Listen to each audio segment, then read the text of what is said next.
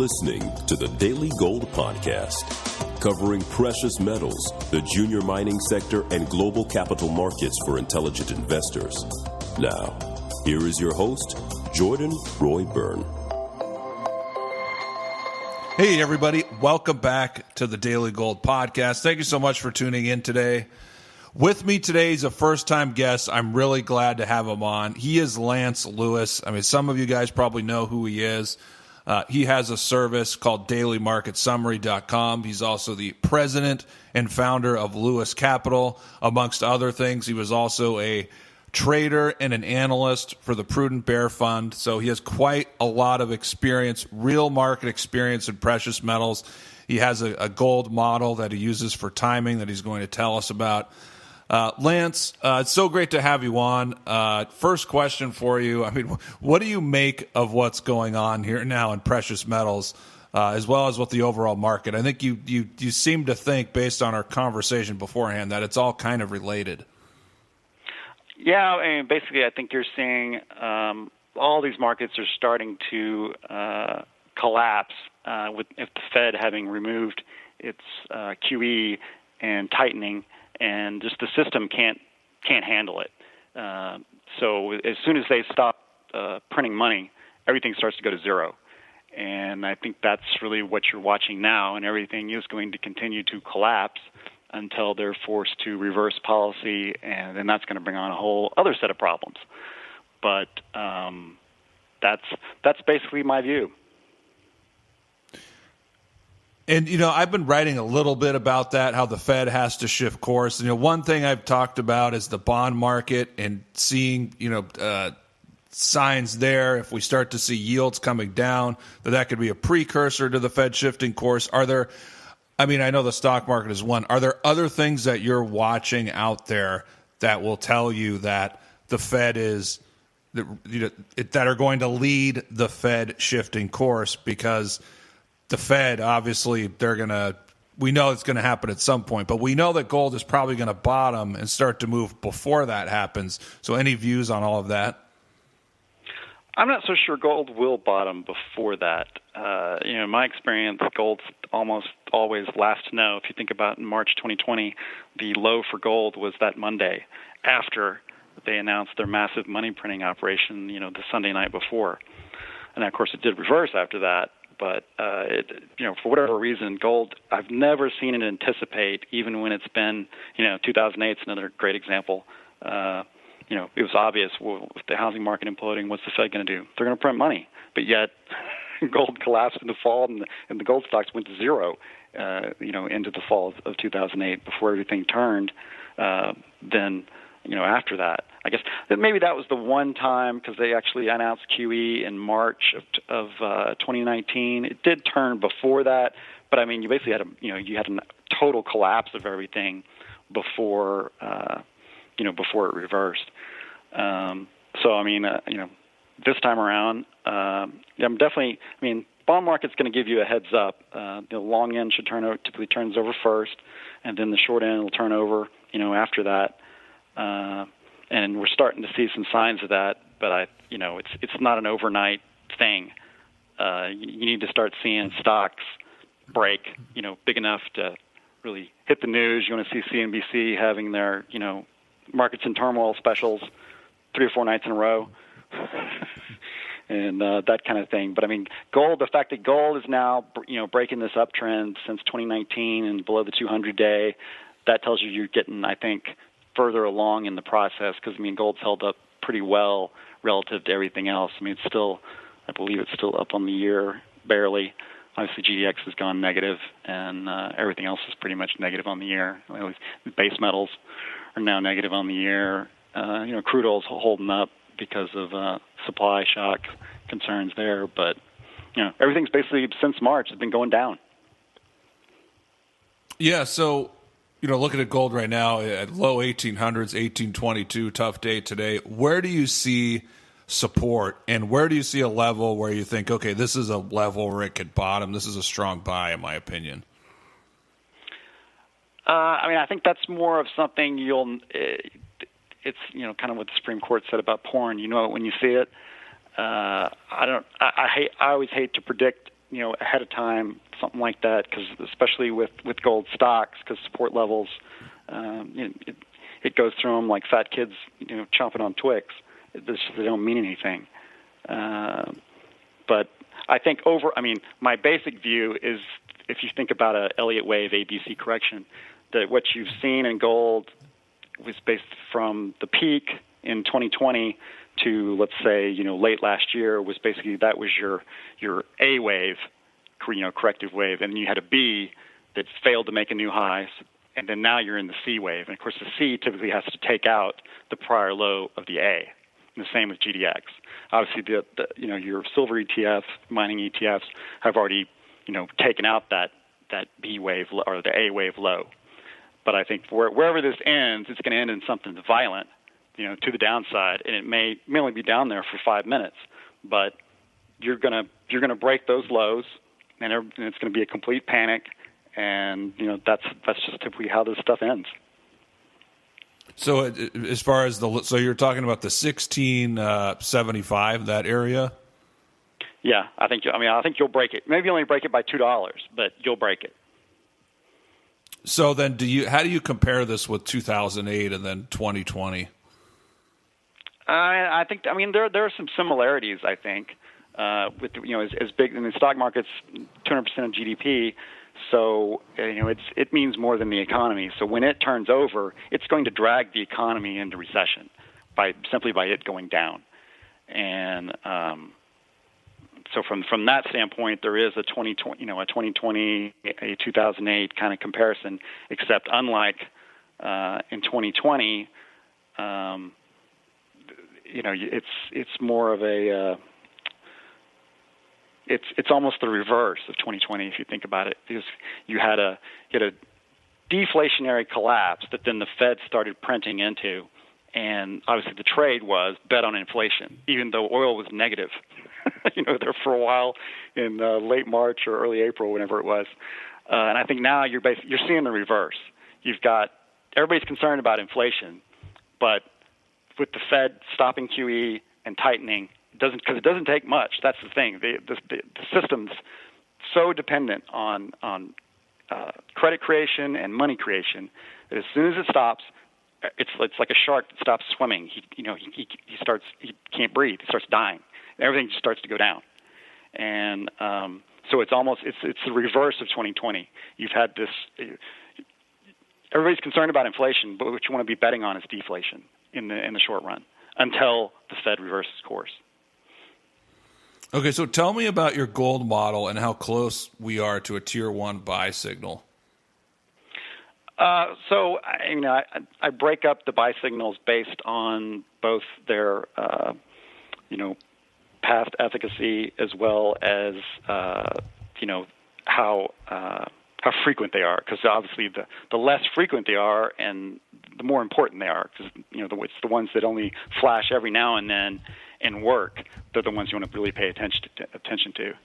And so the tier 1 signal I haven't gotten since that Monday, the low in March of 2020, the low for gold, and I got it before back in the low in 2018, I believe, and I got it the day before everything launched, when Trump, and it had nothing to do with Mexico at the time, but when Trump announced the tariffs on Mexico, it happened to be the coinciding event. But that day I got one, before things took off. And so it doesn't happen very often, but right now the components are such that, I never know how, data's going to all come in at the end of the day that makes up the signal, because there's a bunch of different moving parts. But based on the way I've seen it move in the past, if you continue to see gold move lower for another couple days, maybe it takes 4 or 5, but as long as you keep getting the sustained move down, it's going to trigger a tier 1 buy.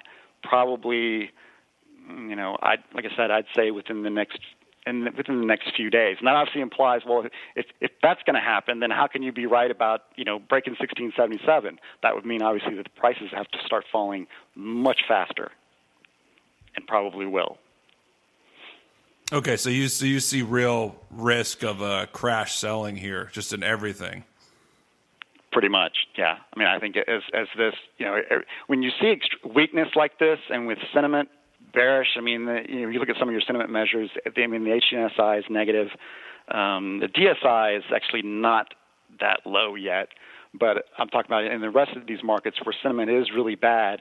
When rallies keep failing, and when prices go down and they should bounce and they don't, that's usually telling you something. Kind of like if you think back to the way gold traded in 2013, acted terrible. Sentiment was bad, yet it kept going down. And then one day there on a Friday in April, bottom fell out. And I think you could be approaching something like that in the S&Ps, and gold will go down less on a percentage basis, but it's not going to go unscathed. Of course, then the dollar keeps melting up. That's the other part of the process.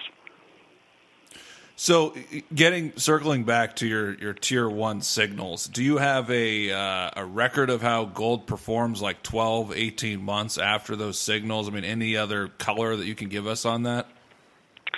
I don't, simply because I haven't really computed that. But I mean, if you look at the few times that it's triggered, and I think Larry Lepard actually posted on Twitter. I'm going to look it up here. Hang on a second.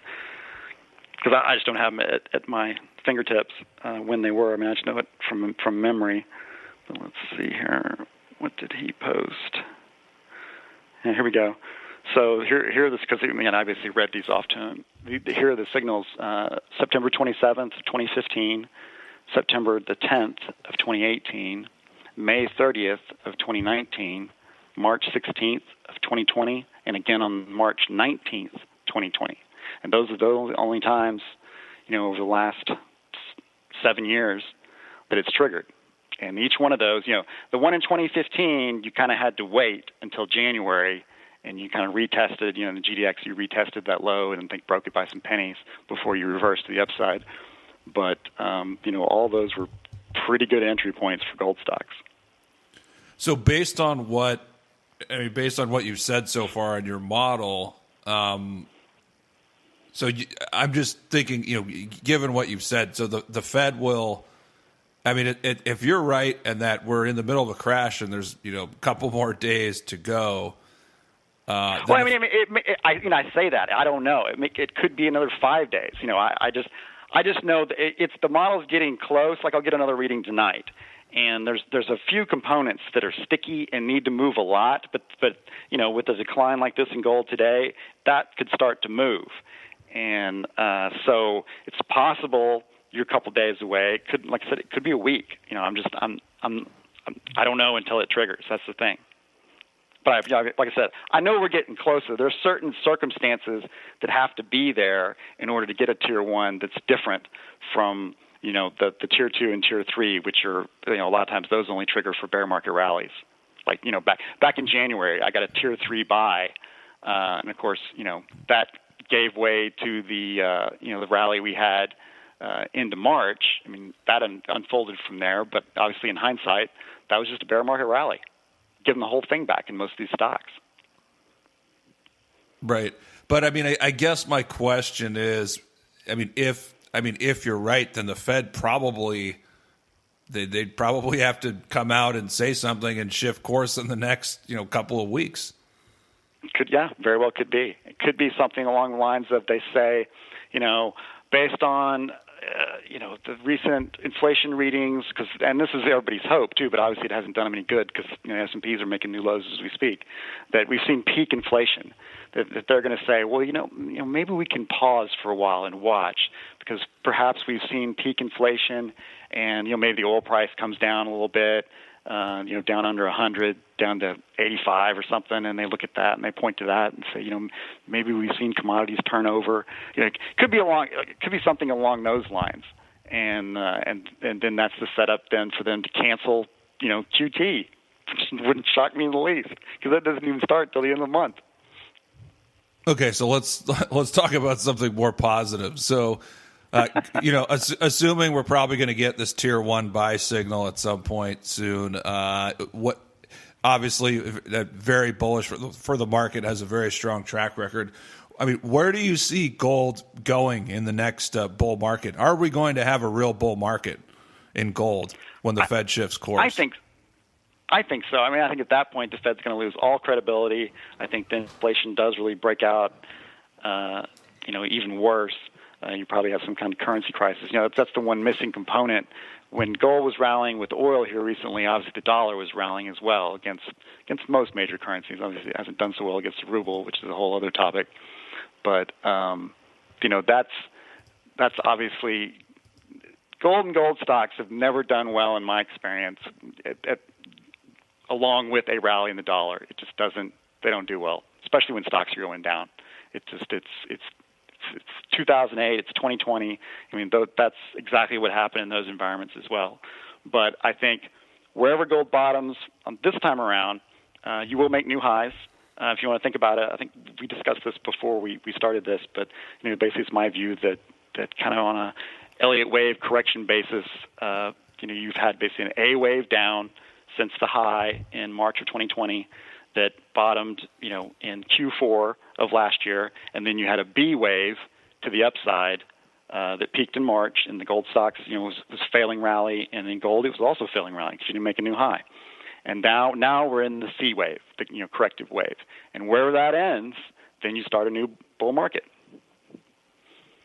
Right. So what do you think? Do you have any price targets for gold or outlook in terms of that? I'm not trying to pin you down to something exact, but I mean, what do you see? I mean, is gold going to go up to 3,000? Can it go up to 5,000? Is it going to run for a couple years, or is it just going to do a moonshot for 1 year and that's going to be it? I mean, I don't want to make you try and pull out your crystal ball, but any color on that?